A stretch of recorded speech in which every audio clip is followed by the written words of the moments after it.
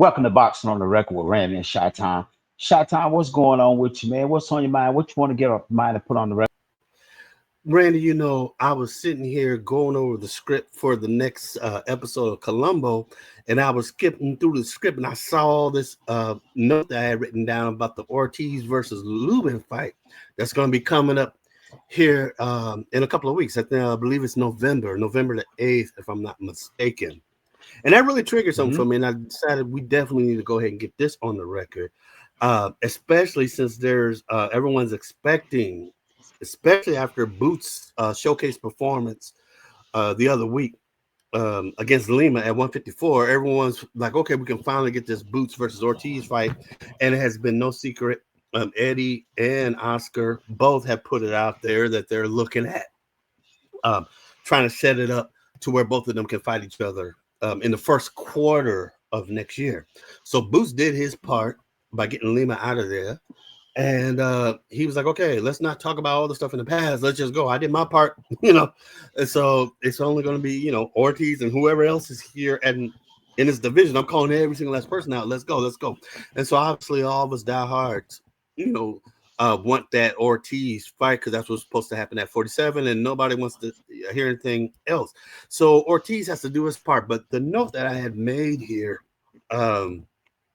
was about Lubin himself, because there are most of us diehard box fans know who Erickson Lubin is and all these various things, but there are some fans that really don't know this guy, so they just assume this is just going to be another fight very similar to what Boots did with Lima. One of those just quick and outs, get him out of there in the first, second round, and then that's just going to be it. So it's a gimme that Ortiz is going to make it all the way through simply, simple with all that stuff.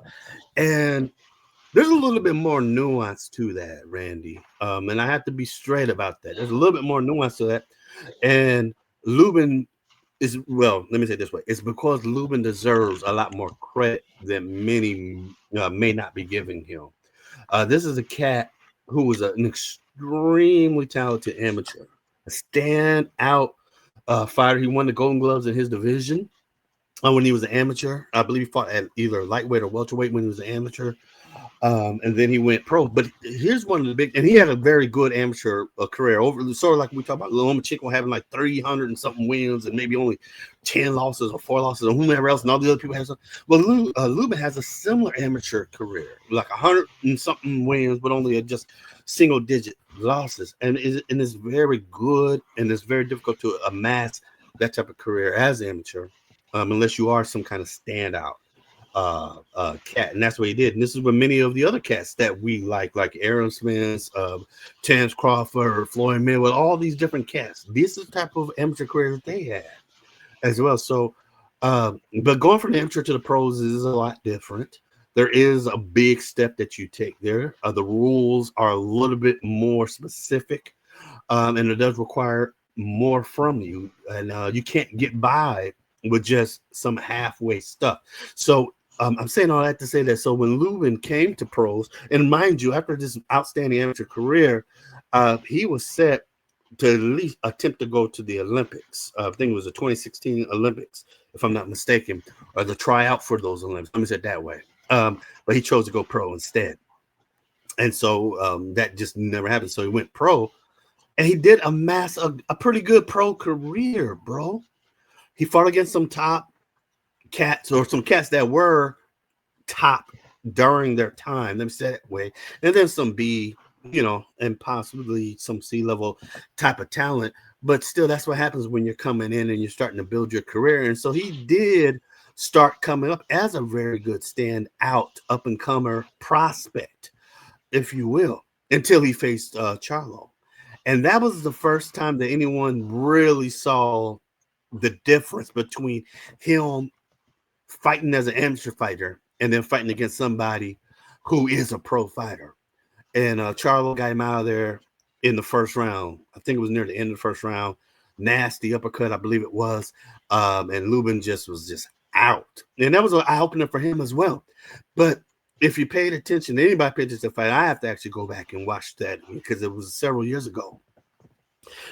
He did very good with his footwork and his a ring generalship for those first 20 seconds and everything.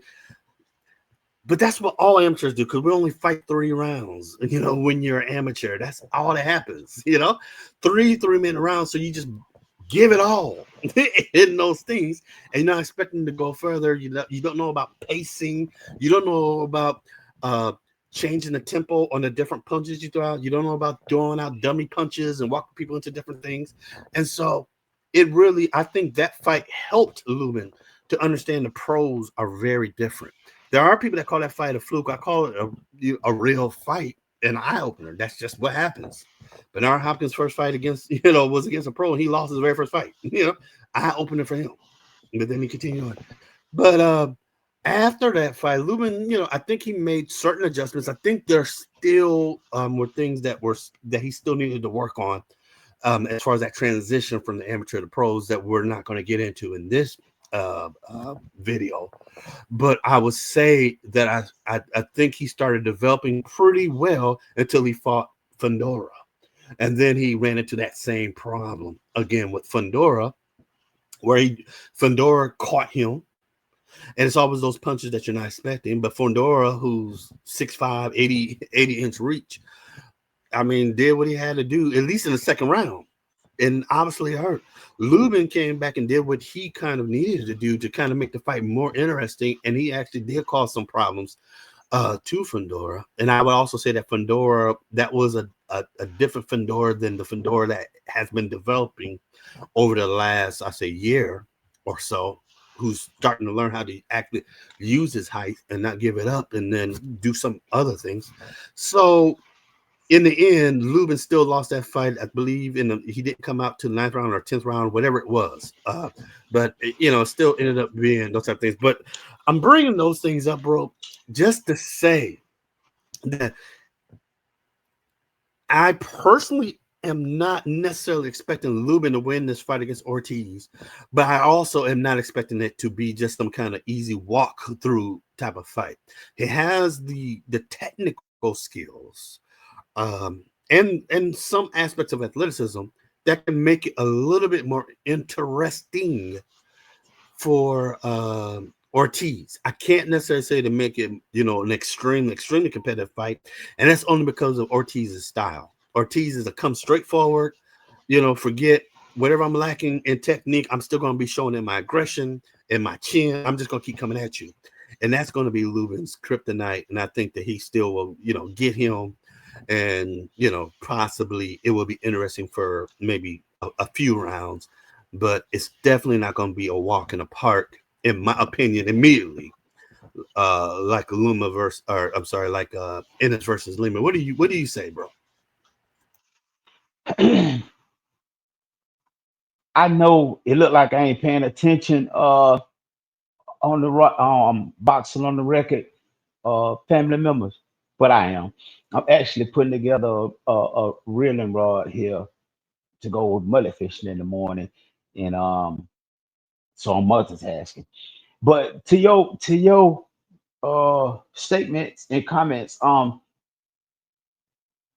Oscar De La Hoya, first of all, you have to realize that is his cash cow. Just like I think right now Boots is I'm thinking that's uh He's Eddie's with cash Eddie. cow. Eddie, Or yeah, he's with Eddie yeah, now. I'm thinking that's his cash cow. I was trying to think whether that was his cash cow or not, because he might still have somebody over there that, but he's Yeah, trying to but make that his I cash think you're cow. on the right track though, because it could be, because cash cow, you still have to kind of build them. So it could be something that he's building to be his cash cow over the next several years after whoever his current cash cow, which would more likely be Canelo, retires, who's going to be retiring within a year and change, if you will, unless so. Yeah, you're still on the right path. Continue. So with that being said, I'm looking at I'm not sure if this fight will even happen with Boots and Victor. Not, I don't think it's more or less on Eddie's part, but I think it's more or less on Oscar's part. Um, so that's where I'm at with that. Like I said in the last video we made, that I will believe this when it happens.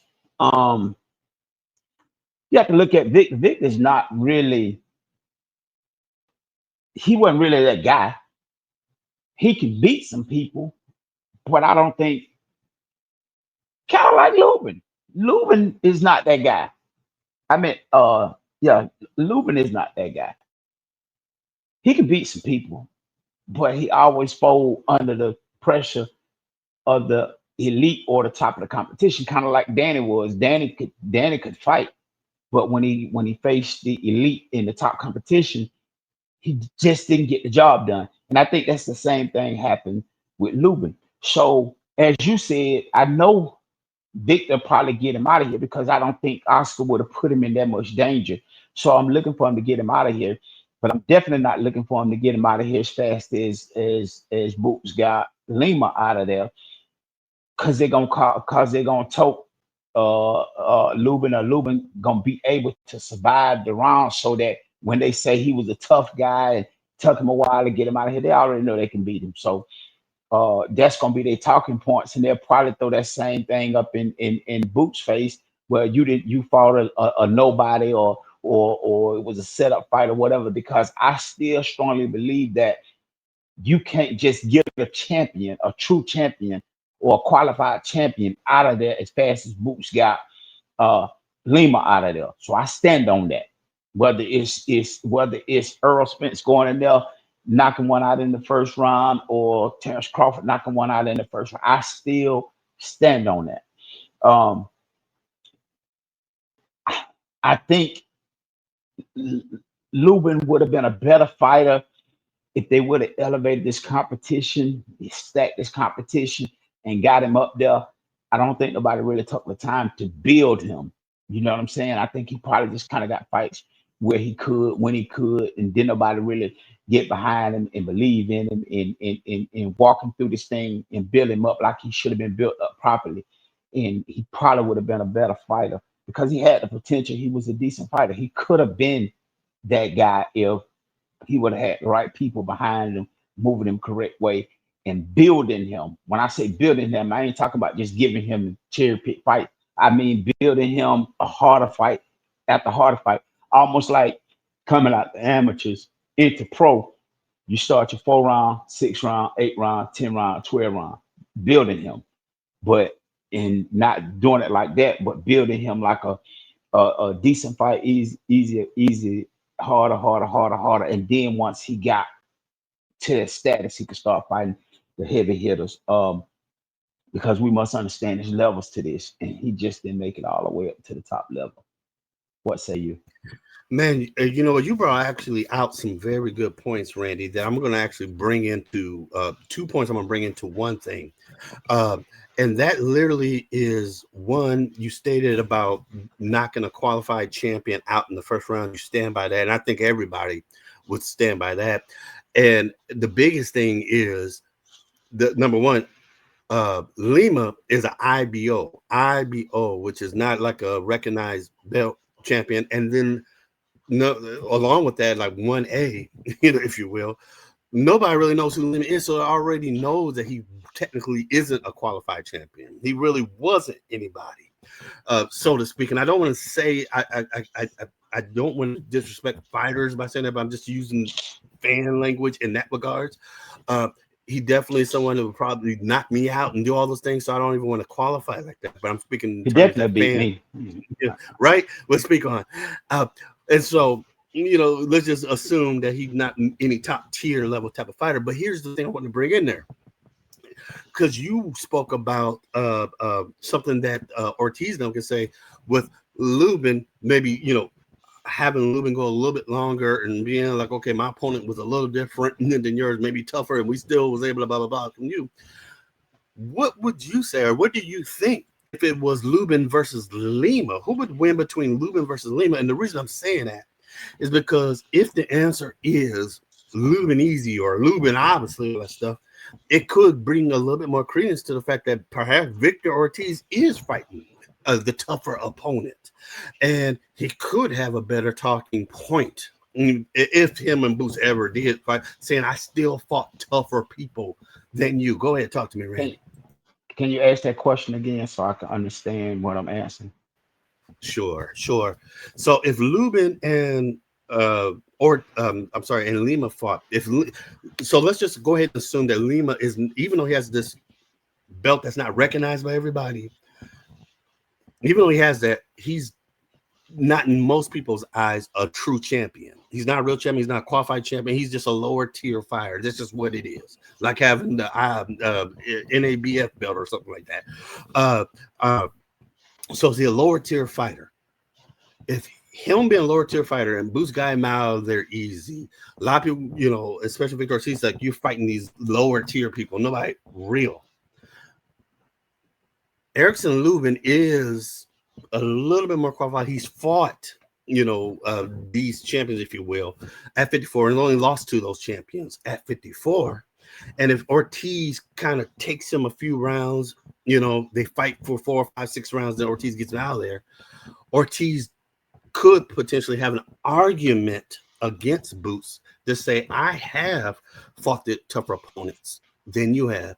And the only that's basically what I was asking. And I was asking if you thought that Lubin, if he would beat Lima, if they did actually fight, that would just kind of add more credence to possibly what Ortiz could say to Boots, if they did get prepared for a fight.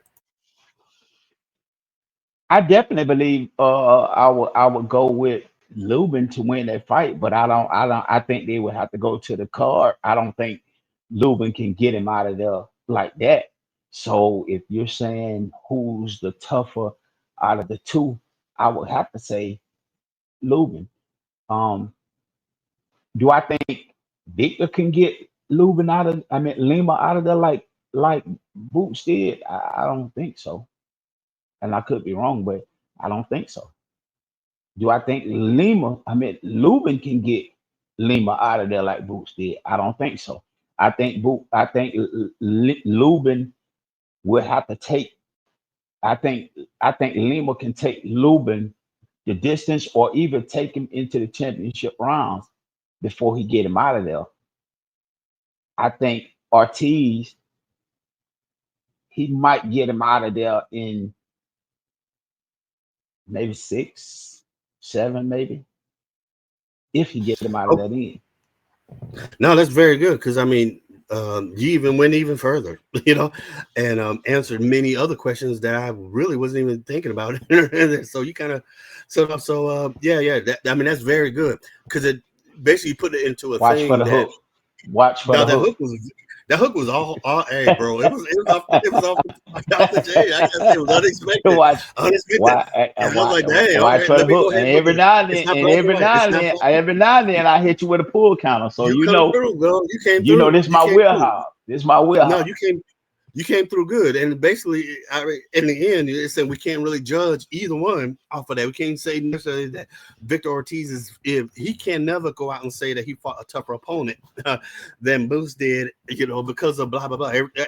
That's basically what all the different comparisons um, come down to. But then another thing that's hidden in all that is Boots' level of talent that's in there.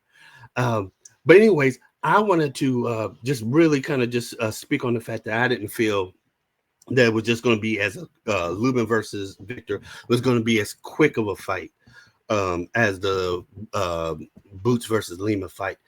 And I definitely appreciate you taking the time to allow me to put this on the record for both of us and everything. And yeah, that's all I have on that, bro. And then regarding Boots and Ennis, we'll just see what happens if they do end up fighting. That'll just be something, we'll see after what happens here with this particular fight. Just for the record, before I go out of there, I would love to see the Boots and Victor fight, but I still state I won't believe they're fighting until they always on their way to the ring. With that being said, we're out of here like last year. Peace.